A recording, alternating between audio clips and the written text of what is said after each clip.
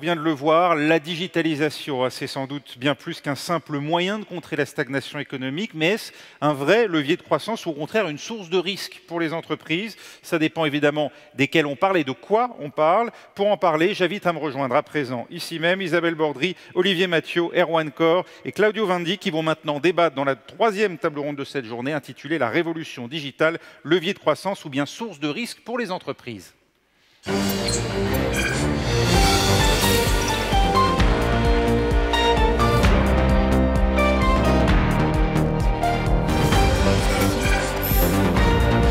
allez bien? Vous êtes juste ici. Enchanté.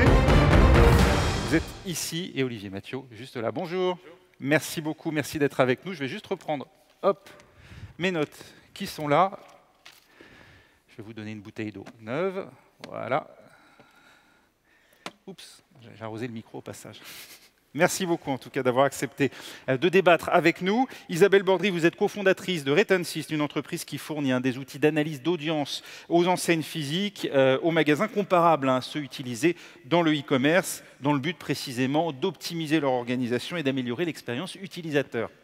Erwan Corr, vous êtes le cofondateur de poissonnerie.com. C'est le premier service en ligne qui propose des produits de marée aux consommateurs, livrés dès le lendemain de la commande, partout en France. Et vous êtes aussi cofondateur de Worldia, qui est un expert du voyage sur mesure par Internet.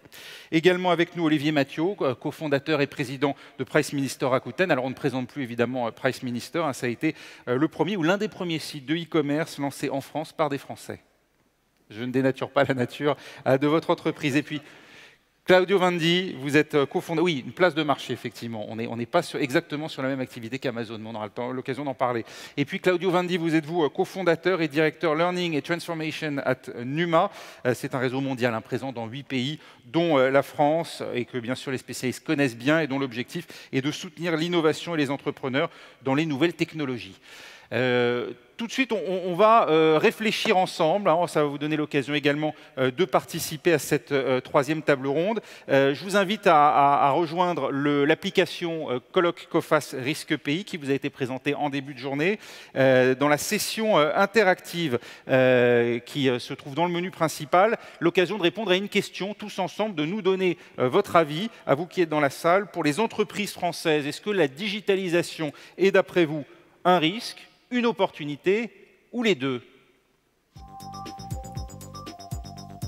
Et voilà, le vote en temps réel, ce qui fait que les réponses varient un petit peu. Mais on voit, alors il n'y a pas beaucoup de pessimistes dans la salle, seules 5 réponses au total. 5 personnes ici pensent que c'est risqué, on ne va pas leur demander de lever la main évidemment. Pour aller presque un tiers des personnes présentes ici même, la digitalisation est une opportunité. Et puis la grosse majorité, les 2 tiers, sont... allez, on va dire circonspect, ou en tout cas peut-être ça dépend des circonstances. Alors on va voir justement en fonction de quoi la digitalisation peut être une opportunité ou au contraire peut-être pas un risque, mais en tout cas un phénomène face auquel il faut être vigilant. Isabelle Bordry, ce qu'on peut dire en tout cas, c'est que la digitalisation, on en parle depuis des années maintenant. Ce n'est pas un phénomène nouveau en tant que tel, elle est omniprésente dans le monde des entreprises aujourd'hui, a fortiori dans le commerce. Mais pourquoi est-ce qu'on en parle tant? Est-ce que c'est un tournant auquel on assiste aujourd'hui, à une rupture? Oui, absolument, parce que je crois que depuis 10 ans, enfin, moi j'étais au début de Price Minister et même avant, dans les années 97, en charge d'un site qui s'appelait Yahoo. Et à l'époque, on était sur un ensemble de clients ou d'utilisateurs qui était finalement assez restreint. Et la bulle qu'on évoquait tout à l'heure et qu'évoquait M. Trichet tout à l'heure était une bulle financière. On n'avait pas encore trouvé véritablement de clients. Aujourd'hui, il y a une vraie demande client. Aujourd'hui, les standards de service client sont en fait drivés par les grandes sociétés Internet.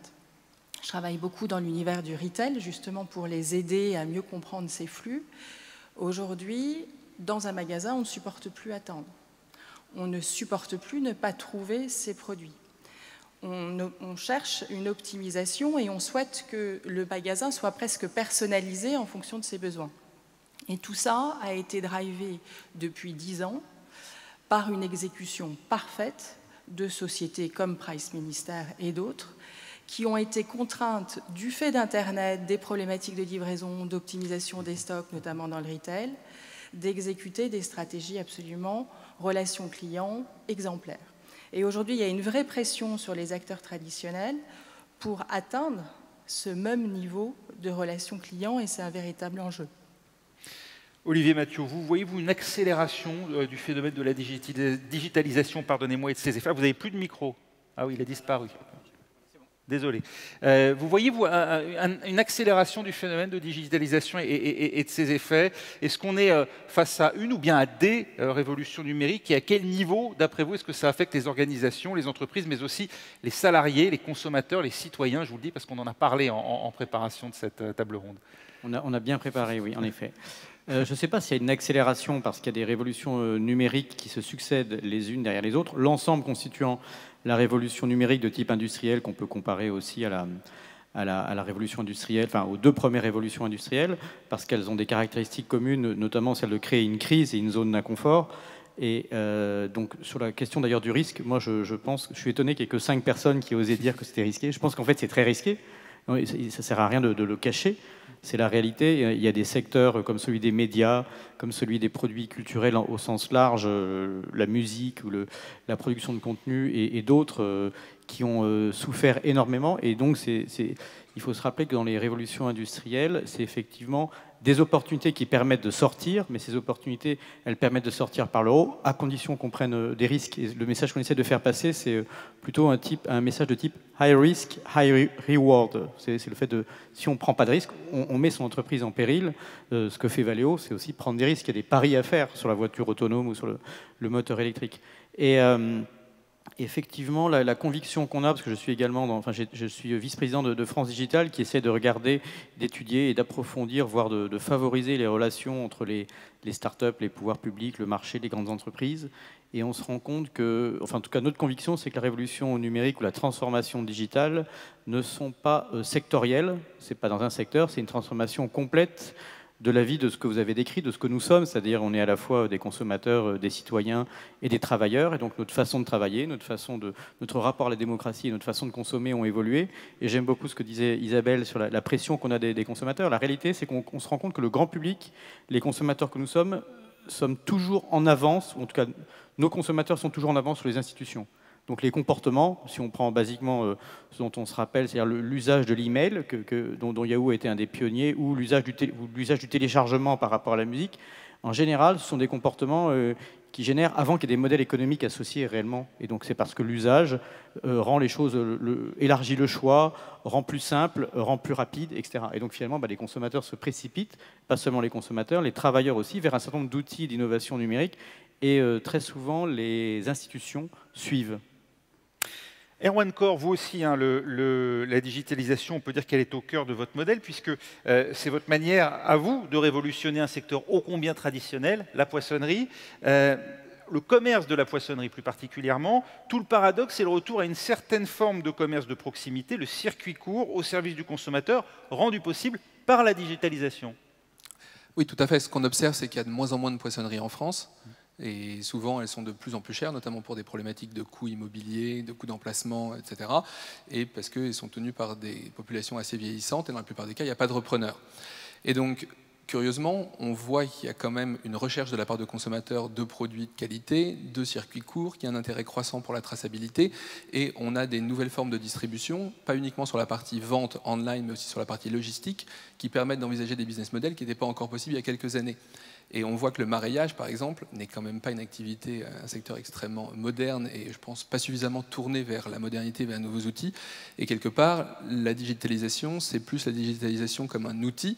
Et ce qui nous concerne, Global Seafood, donc, était une entreprise qui est dans un secteur finalement assez traditionnel, avec très peu d'acteurs qui vendent en ligne. Et on a décidé de lancer poissonnerie.com pour pouvoir s'adresser directement à des particuliers, pour pouvoir proposer des produits de criée ou de pêche du matin, de les livrer partout en France, voire dans le monde, parce qu'on livre en 48 heures en Chine des produits bretons, notamment sur des plateformes online. Et donc effectivement, il y a une opportunité pour des secteurs traditionnels d'utiliser cette révolution digitale comme un nouvel outil pour ouvrir de nouveaux canaux, pour aller chercher de nouveaux clients. Et c'est vrai qu'on voit que ça fonctionne, mais ce qui est amusant, c'est que Poissonnerie.com, qui est une toute petite entreprise, on a été la première entreprise à vendre notamment des produits frais en ligne sur Amazon, et c'est avec nous qu'Amazon a ouvert la catégorie fruits de mer en France, et c'était aussi pour eux une première mondiale. Donc même quand on est un tout petit acteur, quelque part insignifiant, on peut collaborer aussi avec des grands acteurs pour contribuer à innover dans des secteurs qui ne le sont pas. Avec, on le voit dans votre cas précis, mais c'est le cas sans doute de beaucoup d'autres spécialistes de la vente en ligne, les questions clés qui sont celles de la logistique et du transport, l'acheminement. Tout à fait, parce qu'il y a forcément un enjeu de distribution. Il faut que vous puissiez vendre vos produits en ligne sur votre propre site ou sur le site de plateformes comme Amazon ou comme Cdiscount. Pas encore Price Minister, peut-être pas forcément sur cette catégorie, bientôt avec plaisir. Mais une fois qu'on a fait la vente, l'enjeu c'est effectivement de pouvoir livrer, dans notre cas, des produits frais qui partent l'après-midi de Bretagne et qui doivent être livrés le lendemain matin partout en France et le surlendemain matin partout dans le monde. Et quelque part, ce sont des nouveaux business models qui eux aussi sont affectés par la révolution digitale, et ce genre de choses on aurait pu envisager qu'on puisse faire de la VPC de produits de la mer il y a déjà 20 ans, mais les solutions logistiques n'existaient pas. Et puis la possibilité aussi, comme vous le disiez, d'offrir un bon service au client, savoir de pouvoir avoir une traçabilité du colis, pouvoir s'assurer que c'est livré en temps et en heure, que le client soit prévenu une demi-heure avant la livraison du produit pour être sûr qu'il soit là, si c'est livré au bureau qu'il puisse descendre pour ne pas prendre une pause trop longue pendant sa journée de travail. Donc tous ces éléments-là sont des éléments connexes, mais qui sont clés pour pouvoir permettre l'émergence de ces nouvelles activités et qui sont liés davantage aux aspects logistiques, aux aspects service client, qu'aux aspects vente à proprement parler. Claudio Vendi, alors parlez-nous, vous, de votre rôle. Comment vous intervenez, vous, auprès des entreprises dans leur processus d'innovation? Vous observez, vous aussi, que la révolution numérique, elle s'accélère auprès des entreprises? Oui, complètement. Nous, on a deux types de clients. On a à la fois des startups. On est un accélérateur de startups chez Numa depuis quelques années. Donc, on contribue à créer des concurrents d'entreprises traditionnelles, hein, si on veut. Et on a beaucoup de clients dans les entreprises traditionnelles, donc qui cherchent à se réinventer. La première chose, c'est que je pense que la révolution numérique ou la transformation digitale, ce n'est pas tellement un changement d'un état A à un état B, c'est le changement permanent. On n'est pas en train de transformer des entreprises et d'ici 6 mois, on les aura transformées, ça sera bon, on attendra encore 20 ans, 30 ans, 50 et on attendra la révolution suivante. C'est une transformation de la vitesse à laquelle les services sont développés, les avis clients sont pris en compte, les services sont livrés et la qualité est délivrée aux clients. Donc, c'est un changement de vitesse et de qualité qui devient permanent. Ce n'est pas juste une transformation binaire. Quelque chose que j'observe, c'est que des entreprises qui, il y a quelques années, nous sollicitaient pour des innovations technologiques, donc pour qu'on introduise de la technologie chez eux, nous sollicitent de plus en plus pour qu'on opère des changements culturels. Ce n'est pas tellement une question de leur apprendre l'intelligence artificielle, le big data ou les nouvelles formes de CRM, mais plutôt d'aider les équipes à trouver des nouvelles manières de collaborer, des nouvelles manières d'écouter les clients, des nouvelles manières de tester des produits sur le marché. Non, ce n'est pas tellement quelque chose de très digital dans le fond, c'est plus une nouvelle manière de travailler avec des outils qui nous permettent de faire des choses qu'on ne pouvait pas faire avant. J'ai regardé un exemple ce matin. Si vous prenez Elon Musk, cofondateur de plein de grosses startups technologiques, il a annoncé l'ouverture d'une nouvelle station de chargement pour Tesla à Las Vegas et il publie ça sur Twitter pour écouter des idées sur comment la designer. Il a eu plein de propositions de gens qui lui envoient des dessins, des idées de services auxquels de temps en temps il répond. Bon, bien sûr, ce n'est pas forcément lui qui répond, il a peut-être un bot très intelligent, mais dans le geste que ça communique, c'est une proximité client qui était impossible avant la révolution digitale. Isabelle Bordret, à Retency, je le disais, vous avez créé donc des outils analytiques pour les commerces afin d'optimiser leur flux et d'améliorer l'expérience client à l'image de ce qui se fait dans le e-commerce. L'expérience client, justement, c'est ça qui est clé dans le succès de ce qu'on appelle les digital natives? Oui, absolument. Je pense que toutes ces sociétés sont en fait client-centric. Tout à l'heure, il était rappelé que la grande rupture qu'avait apportée dans l'univers de la mobilité Uber, c'était cette capacité de gérer le prix entre l'offre et la demande. Ce qui a permis à Google d'être ultra pertinent, c'est de non seulement rassembler toute la connaissance mondiale, mais de l'adapter en permanence aux pages que vous consultez, qui ne sont pas les mêmes que les miennes. Donc il y a cette capacité en permanence de réfléchir et d'anticiper les besoins du client.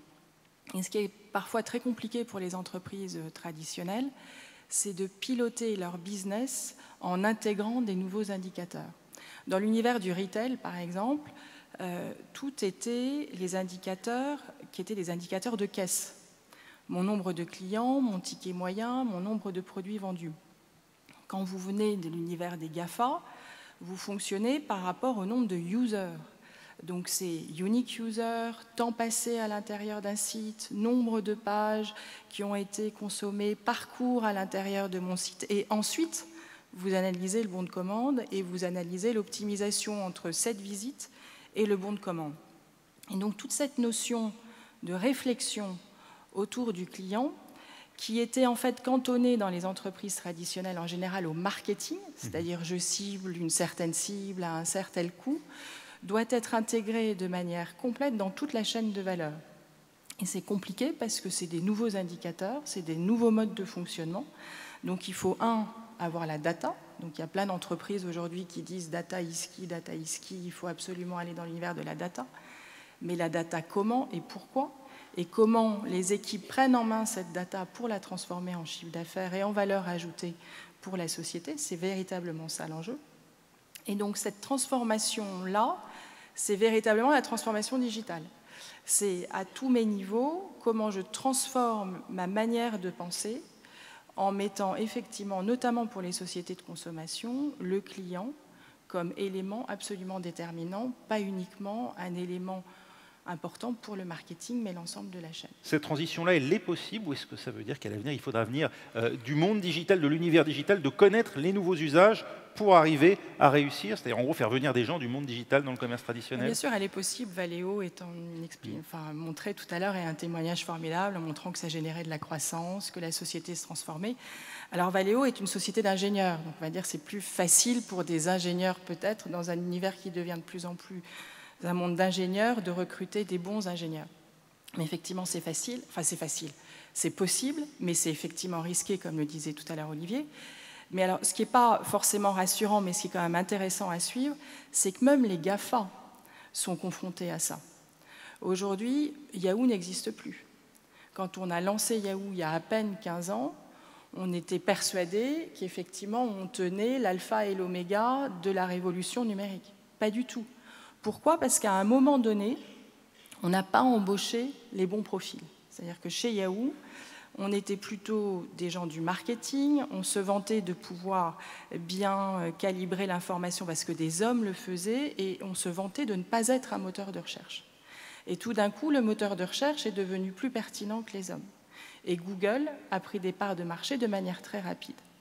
Aujourd'hui, Amazon a transformé l'interface utilisateur. Avec Alexa. Amazon, de manière complètement incroyable, a tout d'un coup, alors qu'on attendait Google sur ces sujets-là d'interface utilisateur, a transformé l'interface client. Maintenant, avec Alexa, vous ne cliquez plus, vous ne lisez plus, vous parlez. C'est la reconnaissance vocale. C'est la reconnaissance vocale. Et je ne sais pas si vous avez essayé, mais c'est absolument magique. C'est une transformation homme-machine absolument phénoménale. Donc, Google aujourd'hui est challengé par Amazon. Chez Google, tout ce qui est, même s'ils ne font pas de vente univers e-commerce, c'est fondamental parce que c'est des enjeux publicitaires énormes. Et tout d'un coup, Amazon représente 55%, et je suis sous le contrôle d'Olivier, des entrées d'e-commerce. Donc même les GAFA sont absolument challengés sur la transformation de ces modèles qui vont très vite et la capacité de leurs équipes à les anticiper. Olivier Mathieu, on vient d'affleurer la question effectivement du recrutement et des compétences dont on va parler. Je vais vous laisser réagir dans un instant, mais plus généralement, parce que vous m'avez dit en préparant cette table ronde, c'est plus facile aussi, et c'est peut-être ce qui explique le succès de ces digital natives, de casser un business model, d'en inventer un nouveau à partir d'une page blanche, comme le font aujourd'hui les pure players. Alors oui, la réalité, c'est qu'on constate qu'il y a quelques exceptions et on vient d'en voir une avec Valeo, mais la réalité, c'est que beaucoup d'innovations provient de l'extérieur et les grands groupes ont souvent du mal à anticiper pour plusieurs raisons, mais quand vous imaginez en quoi consiste un conseil d'administration qui est en train d'observer des bilans d'exploitation sur et les comptes sur quelques années, il a du mal à voir la menace arriver vite. Et il se trouve qu'à un moment donné, quand il y a ce qu'on appelle l'équivalent d'une plateformisation, d'une disruption ou une uberisation, quel que soit le mot qu'on emploie, ça peut arriver très brutalement. C'est-à-dire qu'on voit en général sa marge s'éroder petit à petit, et à un moment donné, il y a un pan qui s'effondre. Et à ce moment-là, si on n'a pas anticipé au moment où on avait beaucoup de trésorerie, beaucoup de cash et beaucoup de profits pour investir, racheter des boîtes, créer des équipes de recherche supplémentaires, on peut avoir beaucoup de mal à se transformer parce qu'il y a une inertie qui est relativement évidente et que ce qu'a permis le numérique, entre autres, c'est de révolutionner quand même l'entrepreneuriat ou l'intrapreneuriat éventuellement à l'intérieur des grands groupes, c'est-à-dire des petites équipes qui peuvent assez bien transformer le monde à elles toutes seules et valoir beaucoup d'argent. Une petite différence peut-être avec l'histoire de Yahoo à l'époque et maintenant, en tout cas sur les GAFA actuels, il y a une différence de dimension qui est quand même considérable en termes d'échelle. On se pose la question de quelle sera la première boîte qui aura une market cap de réellement 1000 milliards de dollars entre Amazon, Google, Apple. La réalité, c'est qu'ils sont assis sur un tel tas de cash aujourd'hui que chacun peut acheter l'ensemble de ses concurrents.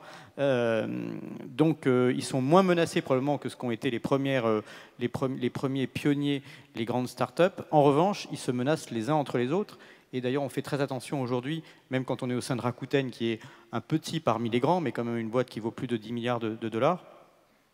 On se méfie parce qu'on sait très bien qui sont nos concurrents aujourd'hui. On a beaucoup de mal à savoir qui seront nos concurrents demain. Clairement, Amazon aujourd'hui représente 3 milliards de dollars de chiffre d'affaires publicitaire. Donc c'est devenu effectivement, comme tu le disais, un concurrent publicitaire de Google. Et donc l'accès à la formation client-consommateur devient une monétisation possible.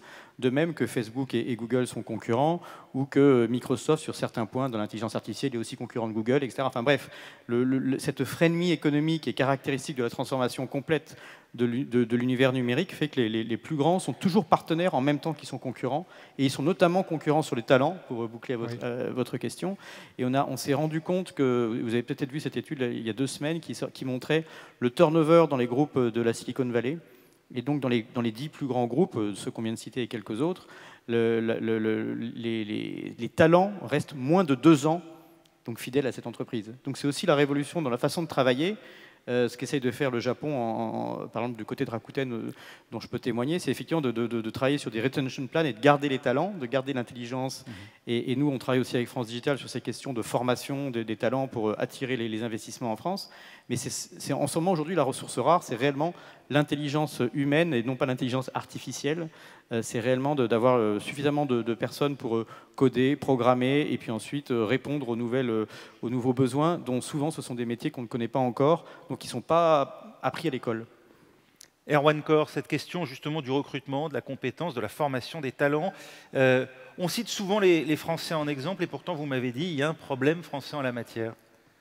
Je ne sais pas s'il y a vraiment un problème français en la matière, mais en tous les cas, cette problématique de recrutement, quand on est une toute petite entreprise comme la nôtre, vous imaginez bien que si même des Google, des Amazon, des Yahoo y font face, quand on est une petite entreprise comme Worldia avec ses bureaux basés à Paris, c'est extrêmement difficile aujourd'hui de recruter des développeurs. Alors déjà, le marché est extrêmement tendu, et en plus, vous vous retrouvez face à des acteurs de plus grande taille, qui ont des noms plus connus, qui proposent des packages plus intéressants, et donc c'est extrêmement difficile de recruter. Donc aujourd'hui, c'est tellement difficile qu'on s'oriente, comme l'ont fait d'autres entreprises par le passé, donc ce n'est pas forcément un mouvement extrêmement nouveau, mais on s'oriente vers des solutions nearshore ou offshore. Donc on est en train de voir avec des boîtes au Portugal, en Pologne, en Lituanie, pour pouvoir disposer de développeurs en nombre suffisant, parce que clairement, aujourd'hui, en France, en particulier en région parisienne, on n'en trouve pas, ou du moins, on n'est pas capable d'en recruter et de les payer suffisamment pour pouvoir les attirer et les garder. Problème de recrutement, m'avez-vous dit, problème aussi d'internationalisation et de financement. Est-ce qu'on peut revenir sur ces 2 aspects? Oui, alors l'internationalisation, c'est vrai qu'il y a finalement, si vous prenez le secteur de la marée, c'est effectivement un secteur qui a du mal à exporter, qui s'internationalise peu. Je vais prendre plutôt du coup l'autre exemple, Worldia, donc cette entreprise de voyage à la carte, qui elle est un pur player, et c'est comme ça qu'elle s'est construite. Bon, on pourrait croire que des entreprises touristiques en France, dont c'est un des secteurs d'activité phare, s'exportent bien, c'est-à-dire vendent bien à l'étranger. Et donc juste pour illustrer une petite anecdote, vous savez que ça paraît une petite anecdote, pardon, vous savez que quand vous êtes une entreprise de voyage, vous avez besoin de licence pour pouvoir opérer. Et donc, il y a plusieurs organismes en France qui délivrent ce type de licence, ce type d'assurance. Et donc, on a lancé l'activité en Allemagne l'année dernière. Et donc, on est allé demander à cet établissement de nous fournir le certificat en allemand. Et alors que c'est le plus grand assureur d'entreprises françaises dans le tourisme, on avait été la première boîte, apparemment, donc ces 20 ou 30 dernières années, à demander un certificat en allemand. Donc, première entreprise française. Première entreprise française a demandé un certificat en allemand pour aller donc, en tant qu'entreprise française, vendre des voyages en Allemagne. Donc on parle d'internationalisation, mais on voit bien que dans ce secteur-là, qui est pourtant un secteur porteur en France, il n'y a aucune boîte qui vraiment s'exporte. Et on a aussi demandé le certificat en anglais, et pour info, on a été la deuxième boîte à le demander après Disney, alors qu'on est une mini-entreprise. Donc là encore, on peut bien voir qu'il y a encore beaucoup de potentiel dans le à domaine du l'export. voyage. Voilà, français dans le domaine du voyage, pardon. Bien sûr, dans notre domaine. Donc là encore, il y a beaucoup de marge de progression et je pense beaucoup de marge de manœuvre en termes de croissance, parce que l'internationalisation, même si on en parle beaucoup, je pense que pour beaucoup de PME, en tous les cas dans les deux secteurs que je connais bien, c'est rarement un vrai sujet. Et le financement, ça vous m'avez dit, vous avez insisté là-dessus quand on s'est parlé. Oui, donc c'est sûr qu'en termes de financement, on a bien sûr les sources de financement qui sont désormais connues dans l'univers des startups, tout ce qui est VC et autres. Donc bien sûr, on peut financer son entreprise en faisant des augmentations de capital, ce genre de choses. Ce qui est possible dans une entreprise très digitale, très pure player comme Worldia. En revanche, quand vous prenez Global Seafood, même poissonnerie.com, dans une entreprise plus traditionnelle, c'est beaucoup plus compliqué d'accueillir, de trouver des VC et autres. Et effectivement, le financement de ce type d'entreprise est complexe. Aujourd'hui, c'est difficile à la fois de trouver des investisseurs type VC, mais même de trouver des emprunts bancaires, trouver des assurances crédit. Ça reste difficile et aujourd'hui, c'est clairement un frein. Du fait de votre activité, on est bien d'accord, pas de la taille de l'entreprise. Du fait de l'activité, aujourd'hui, une entreprise qui a 2 ans d'existence, qui fait 4 millions d'euros de chiffre d'affaires, qui emploie 40 personnes, qui a peu de bilan à fournir, aujourd'hui, en tous les cas, on observe dans un secteur un peu traditionnel comme le mareyage, de grosses difficultés de financement, que ce soit par des prêts bancaires, par des augmentations de capital, et c'est clairement le frein principal pour la croissance à l'international, mais aussi quelque part pour la digitalisation, parce que comme on l'évoquait tout à l'heure, finalement, c'est un risque au sens où ça coûte cher, il faut faire des paris, il faut investir, c'est des projets qui sont parfois coûteux, et honnêtement, c'est pas aujourd'hui toujours possible de financer ce type de projet avec des financements propres. Ça suppose des appels à des financements extérieurs, et qui aujourd'hui, dans ce secteur-là, sont extrêmement compliqués. Claudio Vendi, vous parliez d'un problème de mindset, d'état d'esprit au sein des entreprises avec lesquelles vous travaillez. Est-ce qu'il n'y a pas plus généralement, lorsqu'on écoute OneCore, un problème d'état d'esprit de la part de l'ensemble des partenaires possibles, des acteurs de l'économie, pour rendre possible ces success stories et faire que des entreprises qui ont des idées originales, parfois à la croisée des chemins entre l'activité traditionnelle et la digitalisation, eh bien, puissent se développer? Oui, ça demande du temps, ça demande de la prise de risque. On parle beaucoup d'accélération, mais ça demande souvent des actes entre la foi et la prise de risque au départ, d'investir dans une nouvelle activité qui n'a pas un marché pour l'instant. Si on prend l'exemple de ce qui est aujourd'hui, pas un GAFA, mais fait partie du deuxième cercle des entreprises qu'on regarde comme Netflix. Netflix a commencé le streaming en ligne comme une offre qui était livrée gratuitement à ses abonnés DVD classiques, bien avant que ça devienne son activité principale. Ça a demandé un investissement et une croyance forte pour le lancer avant que ça génère du chiffre d'affaires, voire de la marge sur ses activités. Aujourd'hui, le problème qu'on a, moi aujourd'hui mon métier c'est la formation des entreprises. Donc quand on forme des employés d'entreprises pour qu'ensuite ils participent aussi à de la création de nouvelles entités en mode intrapreneuriat, comme le citait Olivier. Souvent, on leur demande des retours sur investissement qu'on ne demanderait même pas à un business qui tourne déjà. Et ça, c'est juste pas possible. On ne peut pas avoir envie de créer une start-up en ayant le mythe de la start-up qui génère des revenus et de la marge sur les 6 mois depuis sa création. C'est pour ça qu'on cherche des investissements et c'est pour ça que même dans les entreprises, il faut trouver des systèmes pour investir sur les nouveaux projets avant qu'ils soient rentables. Donc il y a un changement de mindset dans la manière dont on mesure les résultats d'une entreprise déjà rentable et de nouvelles activités qui demanderont du temps et qui génèrent un risque plus important. On ne peut pas non plus investir sur un seul projet et imaginer que ça va être un peu la flèche dorée qui va tirer la croissance de la boîte. Avoir une stratégie de portfolio de projets semble plus sensé, par exemple. Il y a un point important qui a été soulevé dans ce que tu dis, je pense, c'est l'aspect long terme. C'est vrai que on a souvent critiqué le rythme, disons, trimestriel des résultats financiers et boursiers, notamment pour les entreprises cotées. Et on a identifié du côté de France Digital un risque assez important.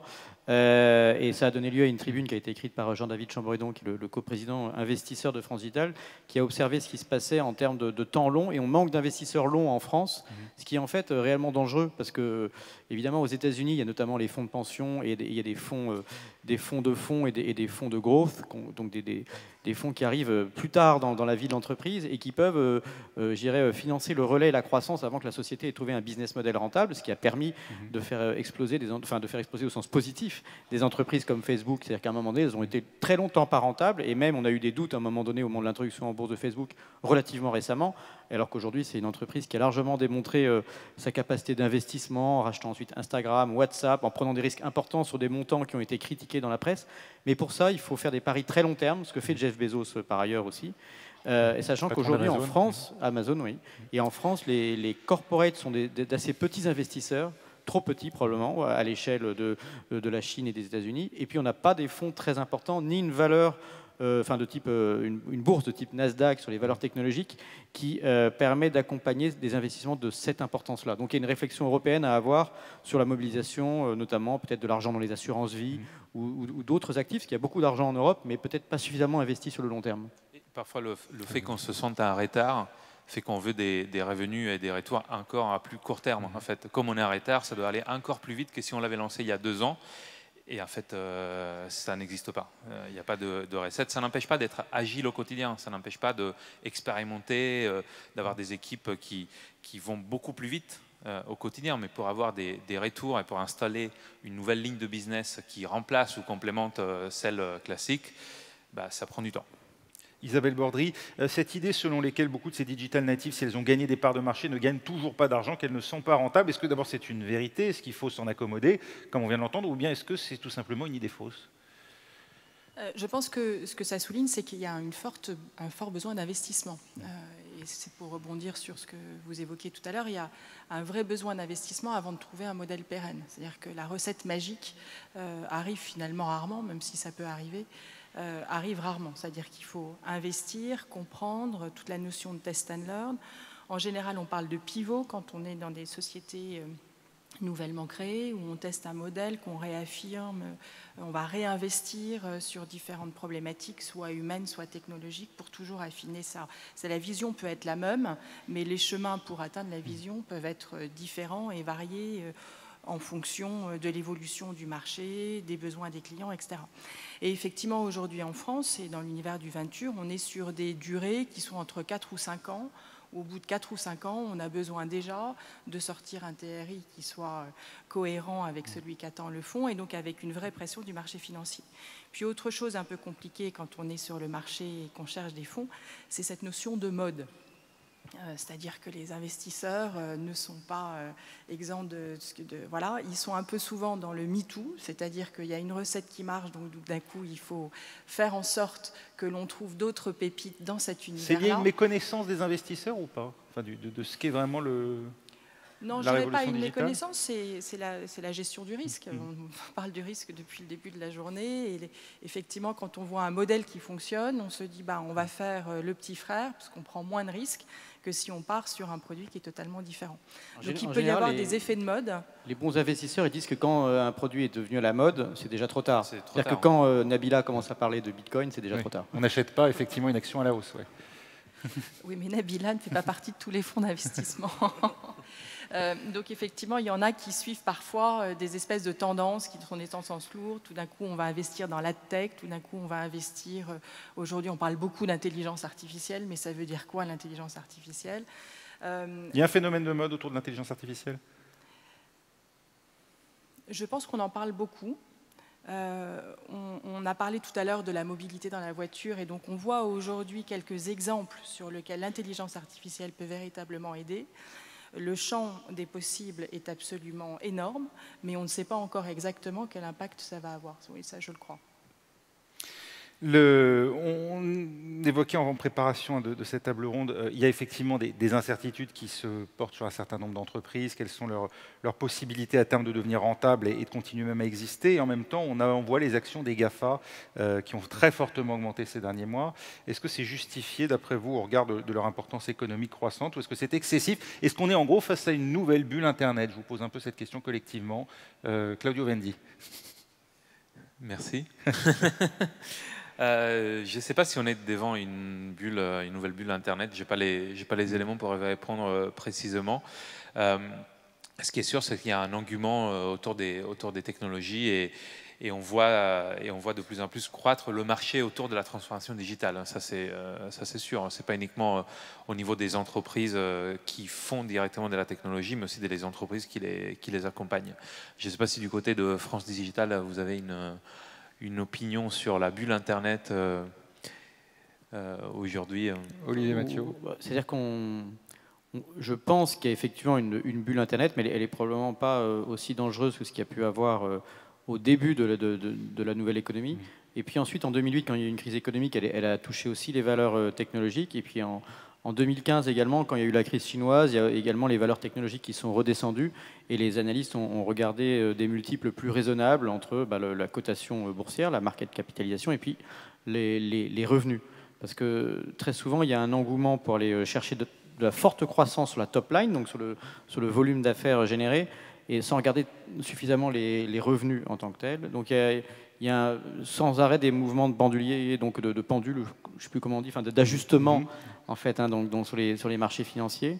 Et en réalité, c'est très important de regarder ce qui se passe en bourse et les valorisations, parce que c'est ce qui permet aux investisseurs de sortir à un moment donné d'un investissement de capital risque à du capital développement. Et ensuite, à un moment donné, pour qu'ils puissent sortir, il faut qu'il y ait des valorisations importantes en bourse. Sinon, il y a un effet de domino qui revient jusque tout en bas de la chaîne de financement, des business angels, etc. Et là, aujourd'hui, on a un engouement qu'on a vu sur la crypto-monnaie et sur l'intelligence artificielle. Et donc, c'est des bulles à l'intérieur d'un phénomène qui, lui, est relativement sain, parce que beaucoup des grandes entreprises gagnent beaucoup d'argent maintenant.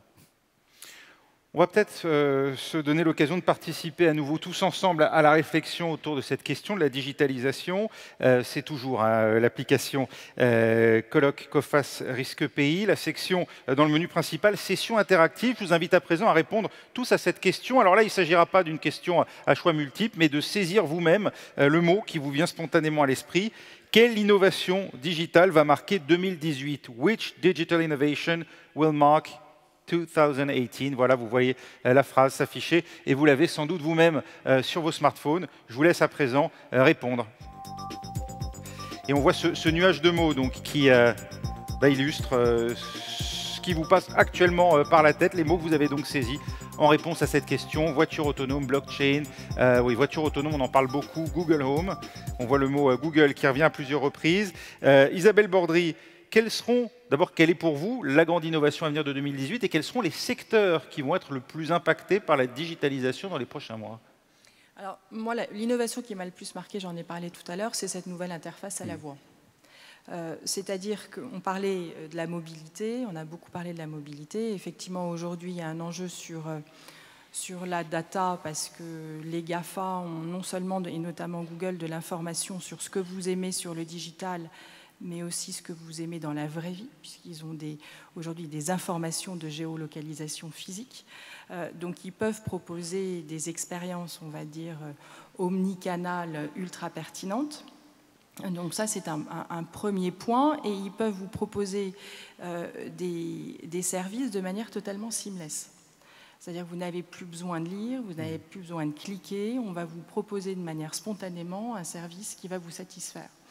Et donc je pense qu'on va aller de plus en plus, non pas sur une espèce de dématérialisation pour le client, c'est-à-dire que ce petit élément-là qui a révolutionné nos vies depuis 10 ans, on l'aura peut-être plus forcément comme ça dans la main, et les gens vont de plus en plus parler pour pouvoir obtenir les services ou les produits qu'ils souhaitent.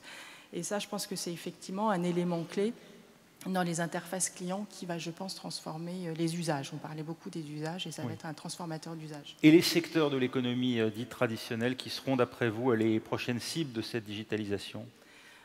On a parlé de Carrefour ce matin beaucoup. Je pense que le retail, largement poussé par Amazon, le food se pensait protégé parce que le food, le produit frais, comme vous l'évoquiez tout à l'heure, je pense est très challengé aujourd'hui et les chiffres le montrent. Et il y a une vraie difficulté pour eux à trouver justement les bonnes équipes pour pouvoir se transformer, je pense réellement, et suivre ces nouveaux indicateurs. Je pense que c'est un des secteurs, et le secteur du service d'une manière générale, du fait de cette transformation d'interface, je pense être transformé. Erwan Kor, l'irruption d'Amazon dans la distribution alimentaire, est-ce qu'elle vous fait peur? Est-ce que vous la vivez comme une menace directe, comme un concurrent possible? Vous m'avez dit les PME sont moins affectées que les grandes entreprises par cette question de la digitalisation. Vous-même, vous avez fait le choix du numérique. Mais aujourd'hui, comment vous vivez le fait que de très grands acteurs, en l'occurrence un des GAFA, viennent directement sur votre secteur d'activité? Je vais répondre à cette question et quelque part ça répondra peut-être aussi à la question de tout à l'heure, est-ce qu'il y a une bulle? En tous les cas, je n'ai pas la prétention d'y répondre, mais en tous les cas on peut se poser d'un point de vue de fournisseur, travaillant à la fois avec des distributeurs traditionnels et travaillant avec des acteurs comme Amazon. Aujourd'hui, on va dire qu'Amazon, on le voit plutôt comme une opportunité, parce qu'on peut dire qu'Amazon est venu sur nos terres, mais en l'occurrence, on a été la première boîte à faire un partenariat avec Amazon dans le secteur d'activité qui est les produits frais. Donc on peut dire plutôt que c'était une opportunité pour nous de voir Amazon s'intéresser à ces secteurs d'activité. Donc pour nous, on le voit vraiment comme une opportunité plutôt que comme un risque. Et ce qu'il faut bien voir aussi, pour donner quelques chiffres, je ne sais pas si tout le monde a ces chiffres en tête, mais aujourd'hui, quand on travaille avec Amazon, par exemple dans notre secteur, on nous demande 15% de frais de distribution. Alors, on pourrait dire, ah oui, c'est quand même beaucoup, 15%. Quand on regarde ce que coûte un coût d'acquisition client sur Google, c'est plutôt compétitif. 15% TTC, je crois. 15% TTC. Mais bon, on pourrait dire que c'est beaucoup, mais quand on regarde ce que coûte un coût d'acquisition client sur Google en achat de mots-clés, qui est, finalement, c'est plutôt compétitif. Et quand on regarde ce que demande en marge la distribution traditionnelle, si on devait vraiment comparer les deux chiffres, on serait plutôt à 50-60% de marge versus 15%. Et quand on regarde aujourd'hui, par exemple, les délais de paiement avec Amazon, Amazon, vous êtes toujours en tant que petit fournisseur payé à l'heure. Si vous avez besoin de votre cash, vous pouvez aller sur l'interface, appuyer sur le bouton, on vous prend quelques frais, on vous donne votre cash tout de suite. Alors qu'avec la grande distribution, aujourd'hui, nous, on doit courir après les factures et on a parfois des factures avec 60-90 jours de retard. Et du coup, c'est comme ça qu'on le voit. Donc on va dire que quand on voit notre capacité aujourd'hui à générer du trafic sur un tout petit site, elle est quand même relativement faible. Et quand on voit la force de frappe d'Amazon, pour nous, c'est une vraie opportunité. Et c'est vrai, sans vouloir donner des exemples, trop d'exemples personnels, mais on a fait un test avec Amazon sur la vente de homards bretons au mois de juillet. On a vendu 1 tonne de homards en quelques heures, ce qui est énorme par rapport à ce que peut faire une poissonnerie traditionnelle et même par rapport à ce que nous, on est capable de faire. Donc clairement, pour nous, c'est plutôt une opportunité qu'une menace, même si demain, peut-être qu'ils chercheront à nous court-circuiter. Et je pense que si on compare les modes de collaboration avec ce genre d'acteurs versus la distribution traditionnelle, nous, on le voit plutôt comme plus efficace, plus prometteur et aujourd'hui moins risqué, finalement, pour une PME comme la nôtre. Il y a une vraie complémentarité, une forme de win-win deal entre les commerces traditionnels et un acteur comme Amazon. Voilà, qui joue le rôle d'une plateforme, comme ça peut être le cas de Price Minister, Olivier Mathieu. Ce qui est certain, c'est qu'on a compris, ce que comprend d'ailleurs Carrefour aussi en reprenant la part de Conforama dans le showroom privé. Ils avaient déjà effectivement fait le mouvement vers rue du Commerce il y a quelques années. Donc effectivement, on l'a bien dit, les retailers comprennent que finalement le consommateur et un peu partout à la fois. Donc nous, on pense qu'une des innovations importantes, en tout cas dans le domaine de la distribution, c'est la réconciliation qu'on appelle parfois, ou anciennement on appelait ça le ROPO, Research Online Purchase Offline, ou Click and Collect. Et donc toutes ces tendances-là qu'on sentait intervenir il y a quelques années dans le monde numérique sont en train de s'opérer dans la vie du consommateur qui n'est pas mais qui est divisible et qui a une vie de consommation qui passe des écrans au magasin et puis évidemment le mobile faisant le lien entre le bureau, la maison, la rue, le magasin, la géolocalisation, etc. Et l'ensemble de ces parcours clients, on modélise ça en appelant ça le Customer Journey, donc le parcours du client selon les catégories de personnes et les catégories de produits, constitue un peu le nouvel Eldorado, parce que chacun des secteurs, le e-commerce tout seul, en fait, commence à grossir beaucoup moins vite, notamment les grands acteurs sont sur des croissances encore importantes, mais des croissances à un chiffre aujourd'hui. Le retail souffre, et les petits magasins de centre-ville disparaissent. Donc à un moment donné, il faut trouver l'alchimie, ce à quoi on réfléchit, pour que les petits commerces puissent ouvrir sur les places de marché et avoir des activités complémentaires entre la vente en ligne, la vente dans la rue, et donc avoir aussi peut-être des programmes de fidélisation et des moyens de paiement qui permettent d'avoir un wallet, si vous voulez, qui réconcilie l'ensemble de l'information des centres d'intérêt et des paiements d'un client, quel que soit le canal de distribution. Ce que fait très bien Alipay, et il va falloir observer de très très près nos amis chinois qui sont sur des volumes conséquents, importants, et qui ont très très bien intégré l'ensemble de l'écosystème commercial. Juste pour rebondir sur ça, une autre tendance qu'on a vue les dernières années qui va s'intensifier, c'est un peu la normalisation des relations start-up, grande entreprise. Il y a quelques temps, une start-up qui collabore avec une grande entreprise, c'était, nous on avait souvent le département communication qui était impliqué de A à Z parce que c'était plus l'objet d'une communication corporate qui est autre chose. Aujourd'hui, on a plein de programmes où il s'agit de créer du business et de faire des ponts entre des entreprises qui ont un accès au marché que la start-up n'aurait jamais et des technologies qui viennent des start-up qui intéressent beaucoup les grandes entreprises. Et ça, dans des domaines comme la ville intelligente, l'énergie, la mobilité, on a deux programmes en particulier, un qui s'appelle Data City et l'autre qui s'appelle City Makers, où on fait travailler des groupes, des constructeurs automobiles, des groupes d'assurance, des fournisseurs d'énergie, avec des startups qui ne sont pas des startups qui viennent de naître, mais ce n'est pas non plus des entreprises déjà très robustes. Donc on a un peu normalisé ce mode de collaboration qui devient de plus en plus du business classique en fait. Et ça, c'est une vraie révolution parce que les grands groupes en France avaient parfois du mal à travailler avec les petites sociétés d'une manière générale, numérique ou pas numérique. Et je trouve que depuis 5-6 ans, le travail qui a été fait par des organismes comme vous, mais aussi une prise de conscience des grands corporates de devoir se transformer et de faire en sorte parfois de l'intégrer de l'extérieur. Et des startups aussi qui se professionnalisent, hein, parce qu'il y avait beaucoup de naïveté aussi du côté des startups. Bien sûr, oui, les deux en fait ont appris chemin faisant et c'est une dynamique très positive depuis 5 ans effectivement. C'est votre sentiment aussi, Erwan Corr ? Oui, tout à fait. Tout à fait. Si on regarde la collaboration avec des grands groupes, notamment dans le tourisme, on voit que c'est devenu possible d'avoir des collaborations à haut niveau avec des grands acteurs comme Thomas Cook, comme TUI, etc. Et ce qu'on voit aussi, moi je passe beaucoup de mon temps en Allemagne, dans tous les cas, cette culture du lien entre les grands groupes et les startups, c'est quelque chose qui est très mis en avant en Allemagne. Et c'est vrai que les écosystèmes allemands type Numa poussent beaucoup cette collaboration, cette mise en relation, que ce soit au niveau de projets, de conférences, etc. Olivier Mathieu, ce qui nous a aussi motivé dans l'idée d'organiser cette table ronde, c'est bien sûr l'annonce du rachat de Whole Foods par Amazon. Alibaba aussi a investi dans le commerce physique. L'ouverture de points de vente physiques par ces géants du net. D'abord, comment vous l'expliquez dans leur stratégie et surtout, est-ce qu'elle a vocation à se répliquer ailleurs? Est-ce qu'on va avoir des modèles comparables ici même en Europe? Pourquoi pas demain, Price Minister et Carrefour, vous évoquiez rue du commerce tout à l'heure. Voilà, est-ce qu'on peut imaginer des rapprochements de ce type? Donc, la fréquentation des centres commerciaux est plutôt en baisse. Donc, ceux qui opèrent enfin, ces centres commerciaux et les distributeurs eux-mêmes doivent de toutes les façons réinventer l'expérience. Et parfois, le mot est un peu galvaudé, mais le marketing expérientiel quand même cache une vérité certaine. C'est-à-dire qu'on parle d'une expérience client complète que j'essaie de décrire rapidement tout à l'heure, qui passe de l'écran au distributeur physique. Mais il est vrai qu'il faut que ce soit une expérience intéressante, complémentaire. De temps en temps, on commence à chercher en ligne et ensuite on va finalement acheter dans un magasin. Parfois, c'est le contraire. On trouve de l'information de plus en plus via des canaux très variés. Ça peut être en posant des questions à des amis sur des forums ou à travers les réseaux sociaux, en tapant dans des moteurs de recherche, mais aussi en demandant à des experts à l'intérieur des magasins, ce qui ne veut pas dire qu'on ne va pas finir par acheter sur Internet. Et toute cette vérité est réelle et de plus en plus, il va y avoir ce que fait Amazon, et c'est aussi l'accord qu'a signé Google avec Walmart, aussi un petit peu en réaction, c'est-à-dire le fait d'intégrer les catalogues Walmart à l'intérieur de Google Shopping permet d'étendre énormément le choix et la diversité des produits disponibles à l'intérieur de l'interface Google.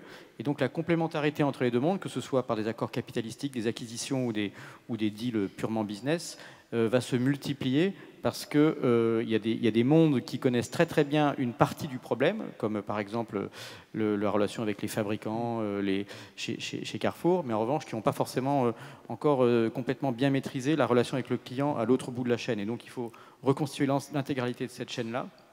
Nous, ce qu'on va faire à l'intérieur de PriceMeter et de Rakuten, c'est vraiment une géolocalisation qui permet, quand vous trouvez un produit sur votre téléphone mobile, l'application mobile ou le site internet, de savoir si vous préférez le recevoir venant pourquoi pas de Chine ou d'un pays européen ou du fin fond de la France, ou aller peut-être le chercher dans votre quartier, pas loin, parce qu'il aurait été localisé avec des stocks et on se sera plugué, si vous voulez, sur les ERP, les logiciels des franchisés, de façon à pouvoir vous laisser le choix. Et ensuite, c'est ce qu'on appelle, nous, l'empowerment. Le client va finir par choisir qu'est-ce qu'il préfère, avoir le produit vite ou payer des frais de port, avoir le confort de le recevoir chez lui, ou voilà, on va lui laisser le choix.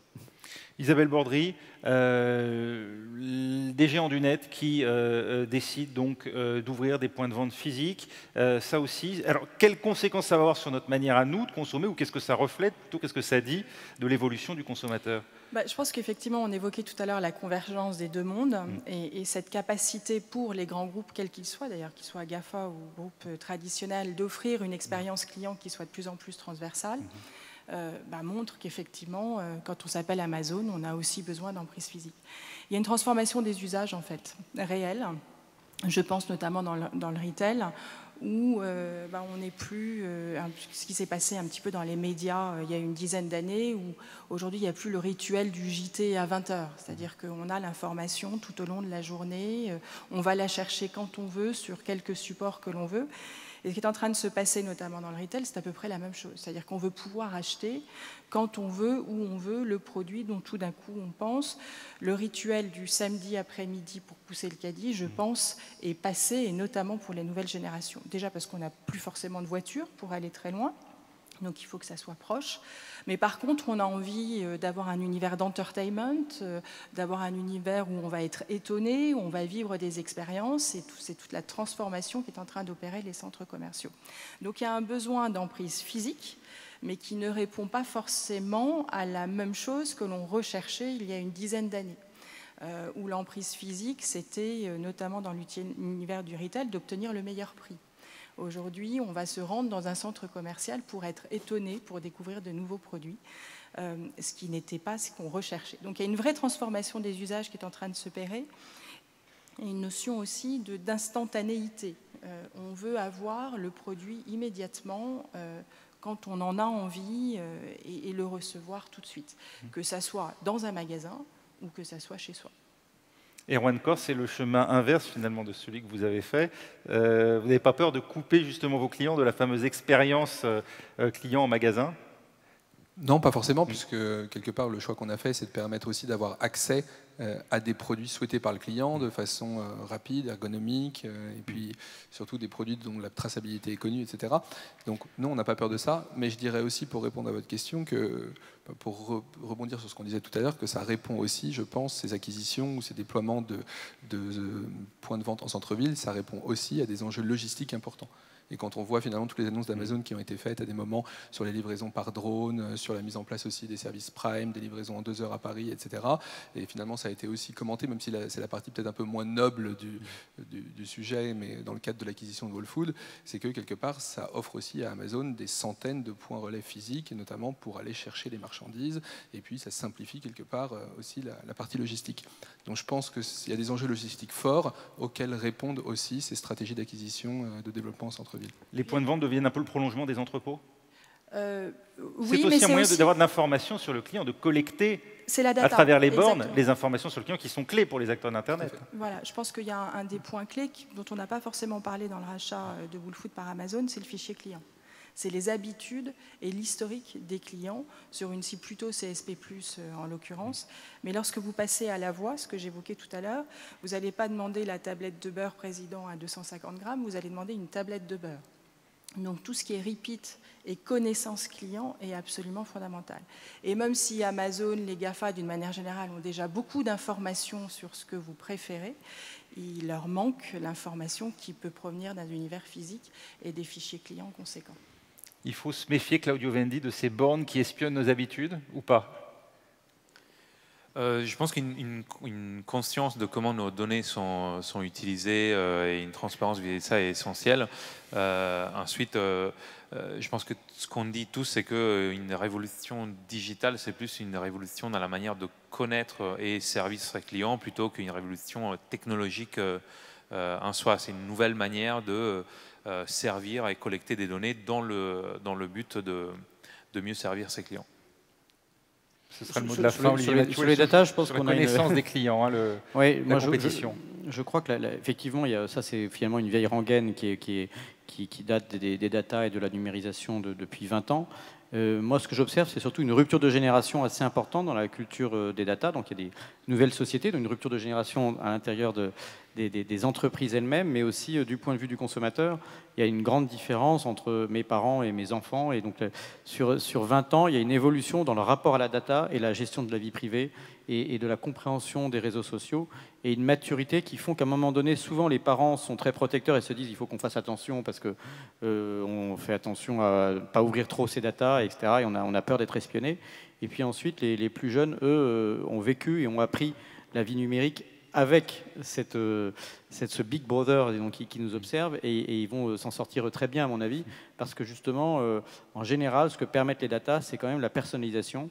Et la personnalisation, c'est beaucoup mieux que quand c'est pas personnalisé. C'est-à-dire vous avez de la publicité pas personnalisée, c'est très intrusif.